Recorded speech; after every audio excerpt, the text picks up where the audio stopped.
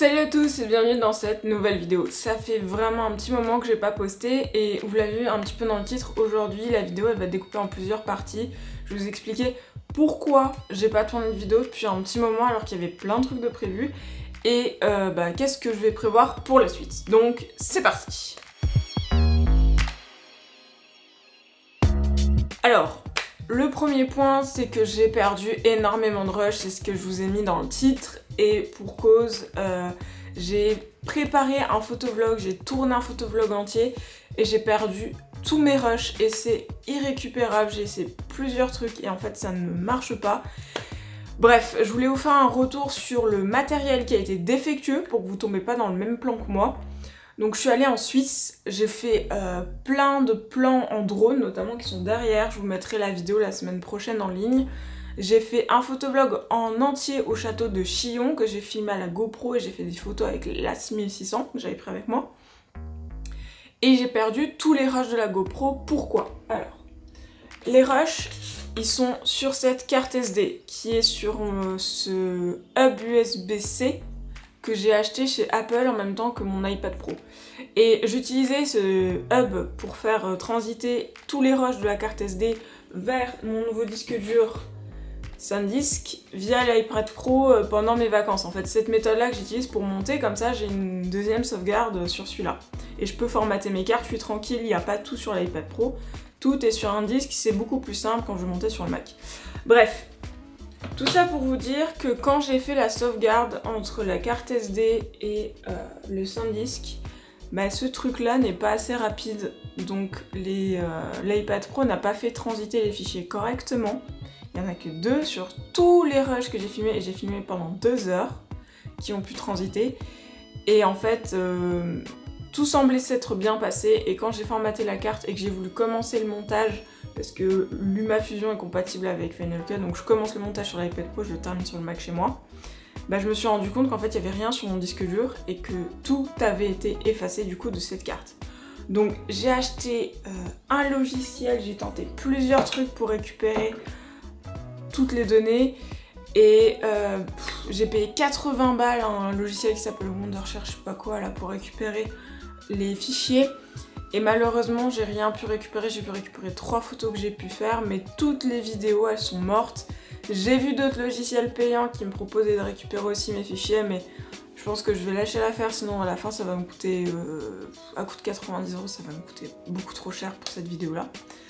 J'ai fait un peu le deuil de cette vidéo, mais tout ça pour vous dire que ce genre de petit hub là ne convient pas du tout à une utilisation photo-vidéo si vous voulez faire transiter une carte SD vers un disque dur rapide.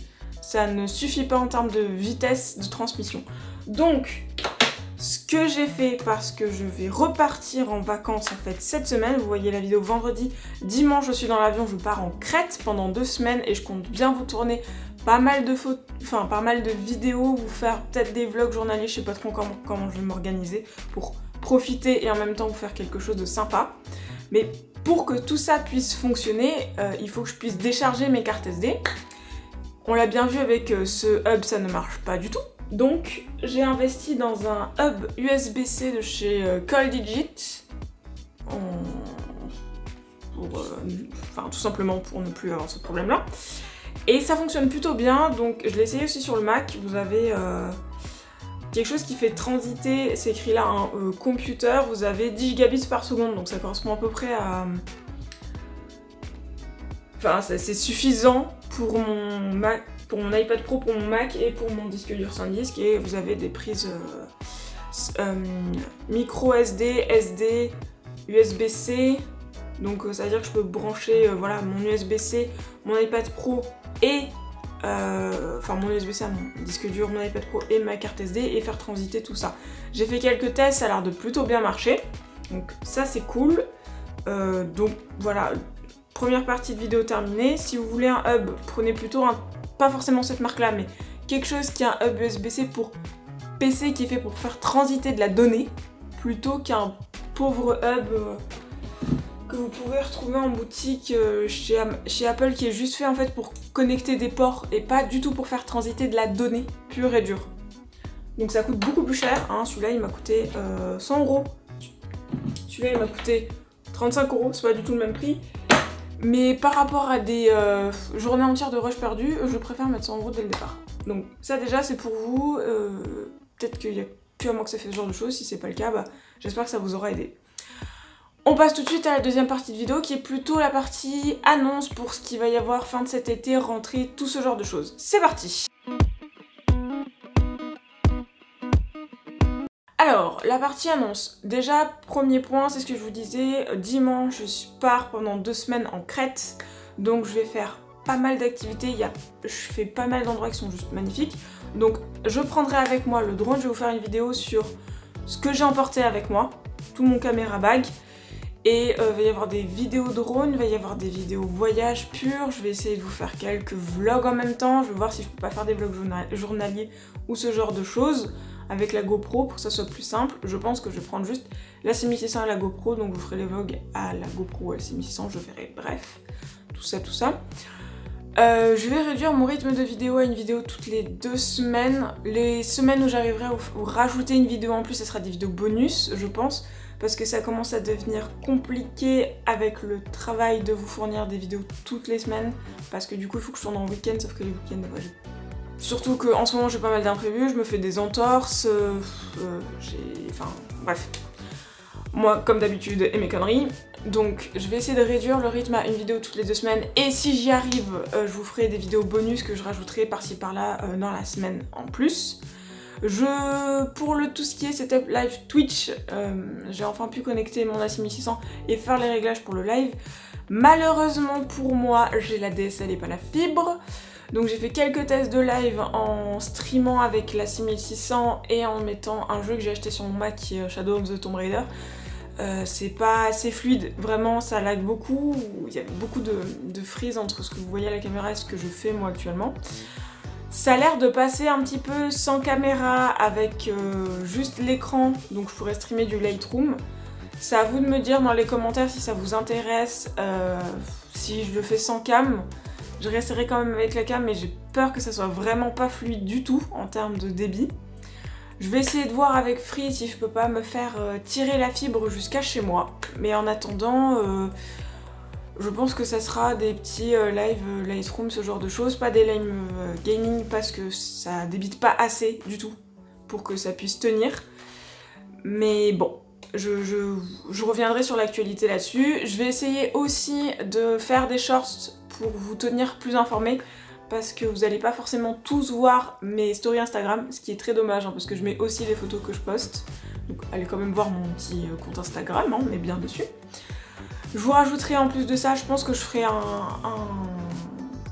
duo, c'est-à-dire que je ferai des stories sur Instagram et je les reposterai sur des short stories sur YouTube, comme ça, peu importe où vous êtes, vous avez l'info, surtout quand ça concerne la chaîne. Et puis à la rentrée, je vais essayer de plus lancer mon activité de photographe et vidéaste professionnel, puisque j'ai ouvert ma boîte mais j'ai pas encore commencé à bosser dessus. Faut que je fasse le site web, enfin il y a plein de choses qu'il faut penser autour, aller démarcher des gens. Donc si vous êtes un peu calé en site web ou ce genre de choses, n'hésitez pas à mettre en commentaire, parce que j'ai besoin d'informations à ce sujet, je suis vraiment pas du tout formée là-dessus. Et pour parler un petit peu actu matos, j'ai vu la sortie du Sony ZV-E10. Sur le papier, il m'aurait intéressé, mais je vois que ça groupe beaucoup trop quand il y a la stabilisation active, qui est un dérivé de la stabilisation de la 7S3. Donc ça ne me correspond pas assez. C'est vraiment quelque chose de simplifié. C'est orienté vlogueur, mais bon, il n'y a pas assez de boutons en fait. C'est pas parce qu'on est vlogueur qu'on sait pas maîtriser sa caméra. Donc enlever des molettes, plus enlever des molettes, plus enlever des molettes, à la fin moi ça me sert à rien. Donc pour l'instant mon but c'est de garder la 6600, même si l'écran qui se relève par au-dessus c'est juste insupportable. Je dois faire 100% confiance à l'autofocus de la 6600 pour me traquer correctement les yeux. Mais ce que j'attends avant tout, et j'espère que ça sortira, enfin il y a pas mal de rumeurs qui commencent à sortir sur le sujet, c'est la 7 IV qui pourrait remplacer mon full set, c'est-à-dire la 6600 plus la 7R2, et j'aurai un set A7 IV et GoPro, tout simplement, avec la GoPro Hero 9 ou la GoPro Hero 10 qui sera, je pense, plus pratique à utiliser en vraiment vlog comme ça, sachant que j'aimerais il va y avoir plus de vidéos sur de l'action, du snorkeling, du skate, du VTT, Je commence à me remettre au sport plus poussif, en même temps parallèle de la kiné pour la rééducation du genou et de la cheville maintenant. Donc je pense que la GoPro ce sera peut-être plus pratique que tenter de faire du skate avec la 6600, sachant que je suis pas non plus pro rideuse, hein. Je viens de commencer donc je tiens pas encore bien dessus. Je suis déjà tombée, je me suis déjà bien fait mal, donc je veux pas faire tomber la 6600 en plus de moi. Sur ce, j'espère que la vidéo a pas été trop longue. Merci d'être de plus en plus nombreux. Je crois qu'aujourd'hui on est 475. On se rapproche des 500, c'est juste énorme. J'ai trop hâte. Je vais organiser une FAQ pour le coup, pour les 500 abonnés, parce que je pense que vous avez peut-être des questions à me poser. Et ça se passera sur Instagram. Je sais pas si on peut faire ça aussi en short sur YouTube. Je regarderai si vous pouvez mettre des questions sous le shorts. Mais je communiquerai pas mal là-dessus, donc n'hésitez pas à mettre vos questions sous la story Instagram ou sur le short en question. Je les reposterai régulièrement, comme ça vous les verrez passer. Mais si vous voulez les voir, n'oubliez pas de vous abonner à mon compte Insta, c'est là que je poste toutes les photos. Il y aura les photos de la Suisse qui vont pas tarder à arriver. Et du coup dans la foulée de la Crète. Et sur cette chaîne là, si vous voulez pas rater les photos, les vidéos, les lives, les trucs comme ça, les infos que je vais donner sur la chaîne. Bref, je vous souhaite à tous de bonnes vacances et un bon été si vous n'êtes pas encore partis. Et puis on se retrouve dans 2 semaines ou à la rentrée. Allez, salut!